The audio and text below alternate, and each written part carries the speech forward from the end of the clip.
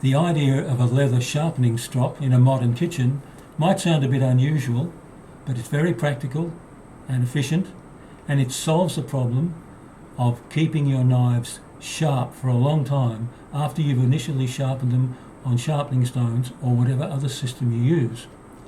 It also replaces this, which is the traditional sharpening steel, which very few people can use effectively. This is the strop. You might notice that it's very thin. The wood is 6 millimeters thick, but it's very strong. It's seasoned eucalypt hardwood, and it's very, very strong. It's not going to break. The leather is also very thin, as you can see. That's because it's kangaroo leather. And kangaroo leather, like this strip here, is only 1 millimeter thick. That's just the thickness that it is. Now, the slimness of the wood and the leather is quite deliberate, because we want our strop to look attractive and slim in the kitchen. We want it even to look elegant. So it's made thin rather than thick and chunky, so that it will fit in. It also comes with a piece of honing compound. Now, this is Veritas green honing compound. It's made in the United States, and it's absolute magic on kitchen knives. What we have to do is apply it to the leather, and once we've done that, when we strop, we're actually stropping on the compound, not on the raw leather. Now, there are a couple of ways to apply it to the leather. Here's a demonstration piece of leather that I'll use.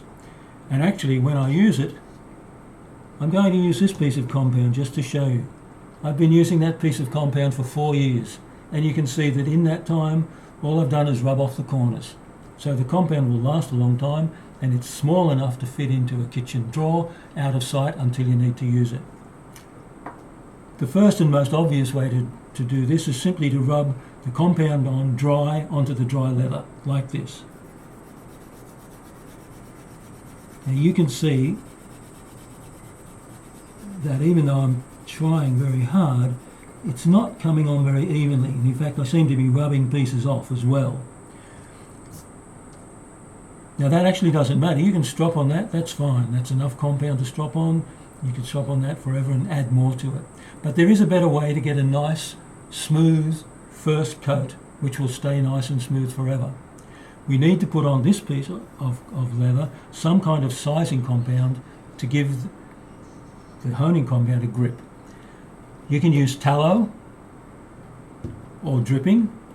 You can even use lard. I've chosen to use dripping for this demonstration. I have a little bit of dripping here, and all I need is the thinnest of smears, just whatever will come off onto my finger with the warmth of my finger. So if you see, it's a very, very thin smear. And now I've covered that whole section. Now this time, when I go to rub the compound on, it'll go on much more smoothly and much more evenly, like this.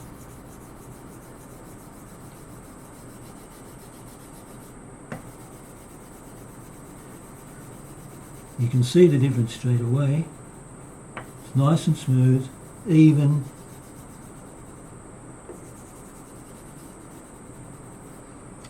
And when that dries, in about 20 minutes, I'll be able to strop on it. After that, I don't need to use the sizing compound at all. I just need to rub more compound on. Here's a strop that I've been using myself, and I'll show you what happens to rub more compound on. Notice that the green has gone dark. That's because it's full of tiny pieces of metal from the edge of the knife.